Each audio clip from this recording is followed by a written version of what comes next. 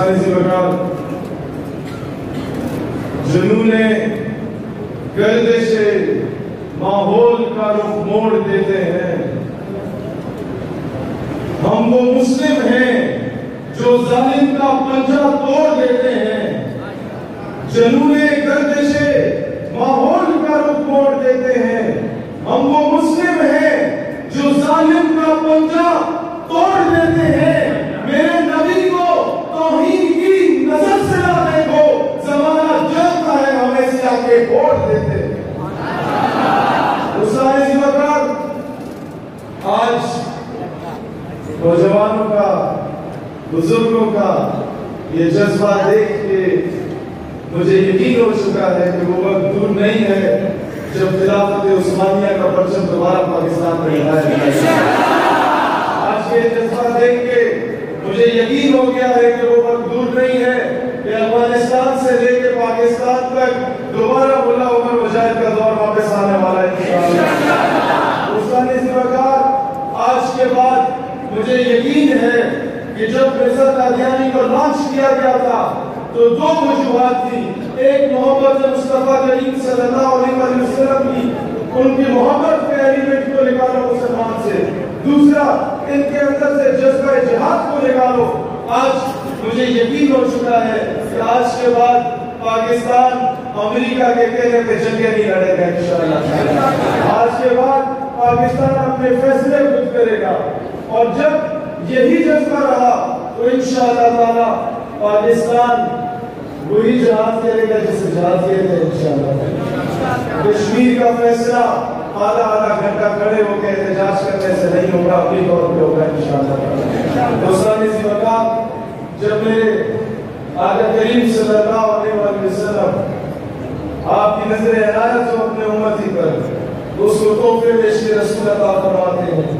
اور ہر عاشق رسول، ہر غلام رسول اپنے انداز میں اپنے عشق کا اظہار کرتا ہے. کوئی اڈیالہ جیل میں جا کے ممتاز قادری کی صورت میں اپنے عشق کا اظہار کرتا ہے. کسی نے آپ سے 100 سال پہلے غازی المدین شہید کی صورت میں میاں والی کی جیل میں اپنے عشق کا اظہار کیا. کسی نے 3 مہینے پہلے آپ کو یاد ہوگا ناروے میں اپنے عشق کا اظہار کیا، اور کسی نے پچھلے مہینے پشاور کے ہائی کورٹ میں اپنے عشق کا اظہار کیا تھا. تو سارے ذمہ آج میں تو سمجھتا ہوں انہوں نے تو اپنی آخرت سوال دی غازی فیصل خالد نے، لیکن ہم جیسے نکموں کو بھی کسی نہ کسی کھاتے میں ڈال دیا. اللہ تعالیٰ آپ سب پہ جذبہ سلامت رکھے. اور انشاءاللہ تعالیٰ میں تو یہاں میں نے وہ پرچم دیکھا کرنے والا، مجھے یاد آ گیا وہ افغانستان کا دور. میں انہی کو، ان غازیوں کو میں یہ بات بتانا اس لیے ضروری سمجھتا ہوں کہ آج تک ہمیں یہ کہا گیا کہ پیسے نہیں ہیں، ہم غریب ہیں، ہم منگتے ہیں، ہم FATF کی زد میں ہیں، ہم IMF کی زد میں ہیں، ہم ورلڈ بینک کی زد میں ہیں. ہم کس طریقے سے امریکہ کو آنکھیں دکھائیں گے؟ غریب ملک ہے. وہ پشتوں کی ایک مثال ہے، غریب کو پیدا شرے تو بغیرت اچھا کرے. غریب ہونے میں اور بغیرت ہونے میں بڑا فرق ہے بھائی جان. غریب ملا عمر مجاہد بھی تھا، غریب افغان طالبان بھی تھا، اس کے پاس ہتھیار نہیں تھا، اس کے پاس رسولیاں تھی. لیکن وقت کی سپر پاور کو جب اس دور میں کراچی کی سڑکوں میں داڑھی سے گھسیٹا جا رہا تھا ملا عبدالغنی برادر کو، آج وہ مذاکرات کے میز پہ گھسیٹنے پہ مجبور کر دیا گیا ہے امریکہ کو. وہاں مجھے کلندر لاہوری کی اس شعر کی تشخیص سمجھ آتی ہے کہ اللہ کو پابند دیے مومن پہ بھروسہ، ابلیس کو یورپ کی مشینوں کا سہارا. کافر ہے جو کرتا ہے شمشیر پہ بھروسہ، مومن ہے تو بے تیب بھی لڑتا ہے سپاہی. میں بچپن سے یہ شعر علماء کی نظر جب میں اسکول گیا، کالج گیا، یونیورسٹی گیا، یہی سنتا آ رہا ہوں کہ محمد سے وفا تجھے کون دے رہے ہیں، یہ جہاں چیز سے کیا تو قلم دے رہے ہیں. میری سمجھ سے بارہ تک تھا، پہلا مصرع کو سمجھ آ گیا کہ اللہ کہتا ہے تم نے میرے حبیب سے وفا کی تو میں تمہارا. لیکن یہ جہاں چیز ہے کیا لوگ قلم دے رہے ہیں، سب کچھ دوبارہ ہو گیا. یہ اچانک کیسے ہو جاتا ہے؟ میں نے کہا حضرت ایک بار مجھے ذرا یہ عملی طور پہ سمجھائیں. تو میں نے جب 1,000 کمانے والے ایلیٹ فورس کے سپاہی اس کی پھانسی کے بعد اس کے جنازے کا منظر دیکھا تو مجھے سمجھ آ کہ یہ جہاں چیز ہے کیا لوگ کرم دیتے ہیں.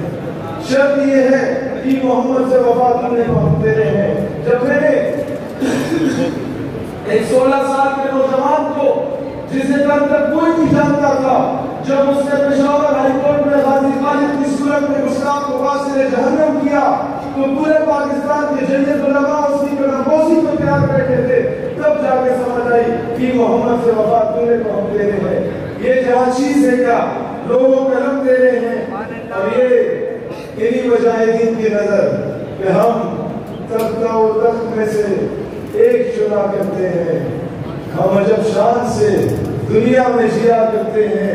تو کیا چیز ہے بندوق کسے کہتے ہیں، ہم تو ٹینکوں کی صفیں چیر دیا کرتے ہیں. نعرہ تکبیر، نعرہ تکبیر، تاج و تخت ختم نبوت، تاج و تخت ختم نبوت، تاجدار ختم نبوت. تو کیا چیز ہے بندوق کسے کہتے ہیں، ہم تو ٹینکوں کی صفیں چیر دیا کرتے ہیں.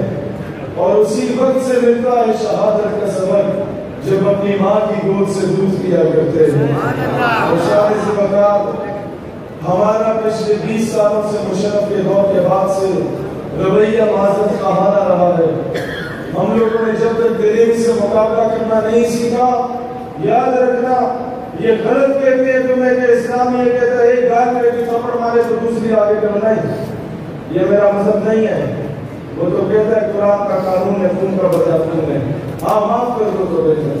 ہندوستان سے بتا جب تک یہ بزدلی، جب تک یہ بغیرتی، جب تک یہ معذرت خواہانہ رویہ ہماری ریاست اپناتی رہے گی، تب تک پاکستان کی بیٹیاں عافیہ صدیقی کی صورت میں اٹھا کے دشمن لے کے جاتا رہے گا.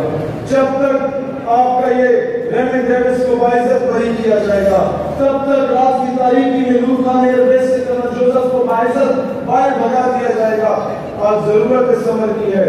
ہم حکام 12 سے بھی کہتے ہیں تو خدا کا خوف کرو. یہ قوم بجلی نہیں ہے نہ ملے، پانی نہیں ہے نہ ملے، گیس نہیں ہے نہ ملے، ہم گھاس کھانے کو تیار ہیں. لیکن امریکہ کا وہ جو کیل ہے اس سے ہم لعنت بیچتے ہیں، لعنت بیچتے ہیں، لعنت بیچتے ہیں. وہ ہمیں نہیں چاہیے.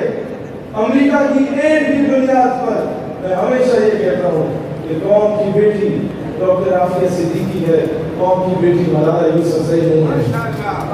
قوم کی بیٹیاں وہ ہیں جو محمد بن قاسم جیسے جوان کو پیدا کرتی ہیں. قوم کی بیٹیاں وہ ہیں جو بچوں کو نور الدین زنگی اور صلاح الدین ایوبی کے بارے میں پڑھایا کرتی ہیں.